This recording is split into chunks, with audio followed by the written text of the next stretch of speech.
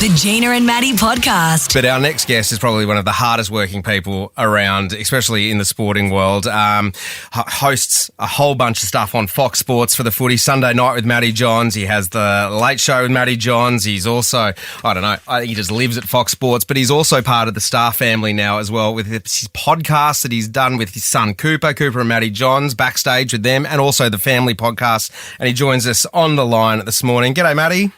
Hey guys, what's going on? Hey, listen, Matty. I just want to say straight off, mate, people always say to me, hey, you're always working. I don't tell them it's replays. That's the best part about it, isn't it? It's just, oh, God, I saw you on the telly. Was I? I was actually down the pub.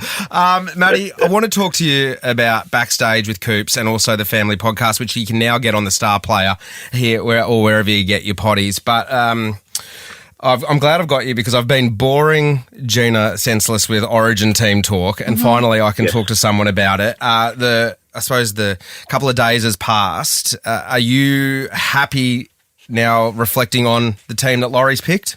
Very, very happy. I mean, there's always a bit of conjecture about selections, but I'm really happy. It's a really well-balanced side. I'm excited by Nathan Cleary and Mitch Moses, that combination. On paper, I've got to say, in theory, looks fantastic. But there's no doubt. Look, they're two dominant number sevens. One of them's going to have to, at times, just take a back seat. And Mitchell's wearing the six. I think that'll be him. But really well-balanced side. As important as that halves combination are, the back three, Dylan Edwards, Brian Toa, and Zach Lomax, they will be enormous for New South Wales, particularly our forwards. What you'll see with those three blokes, you can't put together a better yardage combination. So sometimes in sets of six, they'll take every play. And so it'll alleviate enormous pressure off the forwards. What who I feel a little bit sorry for is young Max King, because he's got his debut in a rep jersey, and a lot of the talk hasn't been about Max King; it's been about Tyrell May. We've completely moved on from that now and focusing on Max and how good he has been this season for the Doggies? Oh, yeah, without a doubt. I think there's always, as I said before, there's always a little bit of talk about a selection, and if you're one of the guys in the conversation, people saying that they should have went for someone else, you just got to ignore that and get on with it.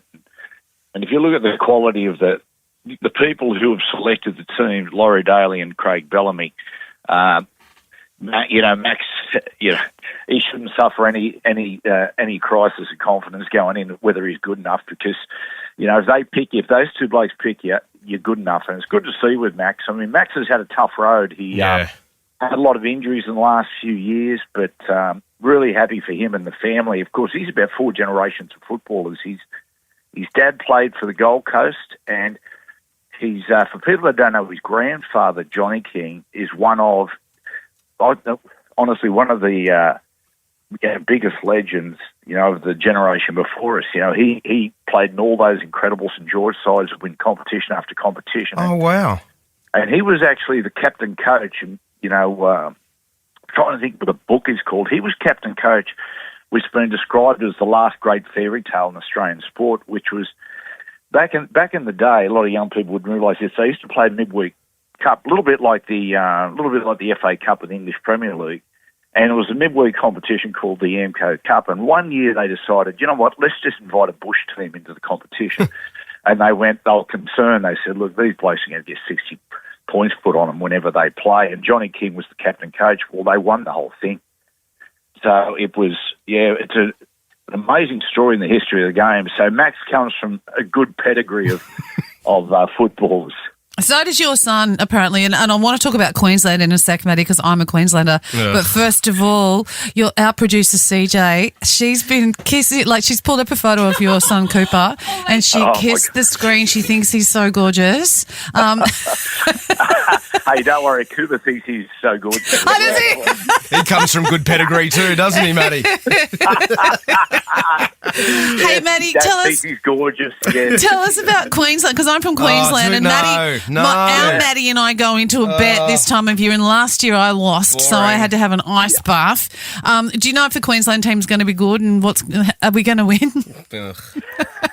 Come on, Matty. Well, then we can say we You're heard it asking here. me, are you going to win? No, you won't win. Yeah, no, brilliant. I'm going to just buy it. That's it. Look, hey, it's a good side. The big story in that one is the young fellow Robert Toya from the Roosters. He's only played 10 RL games, and he's been selected. But people have been questioning, is he ready for it? Well, if Billy Slater selects you, you're ready to go. So it's a good side. Like, it's a terrific side. There's a lot of stuff, DCE. People were questioning, is he good enough for him to be selected? But he's just done it so many times before. He was always going to be picked. But yeah, it's a good side. I mean, if you look back, we've spent enough time on Queensland, Matty. I think we've spent enough. Yeah, that'll do it. I reckon. Let's talk about Backstage with Cooper and Matty Johns in the Family Podcast, mate. What is the setup? Is it just you and Coops doing some backstage stuff, like talking behind the scenes footy, and then you've got another one with Trish and Jack as well, where you're spilling family secrets? That's it. You got that. Yeah, the family podcast. People say, what sort of show is the family podcast? I said, well, it's an educational show. So it's for younger people to realise that if your life's going great, if you're just, if you're on course to fulfilling all your dreams, don't get married, right? And if you want to double down on the misery, have kids. Oh, I love that, Matty. You're in a different chapter of your parenting now. Like, the boys are independent, doing their own thing. Have you had time to reflect on what it was like being a dad to younger lads and showing them the ropes on how to become a man in this crazy world? Oh, man, I tell you what, I was talking to Cameron Munster actually the other night. He was, he's got a couple of kids now, and he was talking about what I think they're 3 and 5, talking about what a handful they are. And I said to him, and I think every parent is testimony to this, it just goes so quick.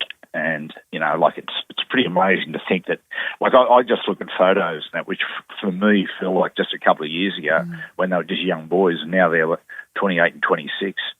And so, yeah, it does go quick. But as far as, you look back and I think to myself, God, what I was like when I was a young bloke. How did those kids survive? How did they turn out all right? Yeah. Yeah, it's amazing. But we, as a family, we moved around a lot. We had a year up in Manchester in the north of England and stuff. So we've been through plenty of stuff together, which, as families do, that really binds you tight.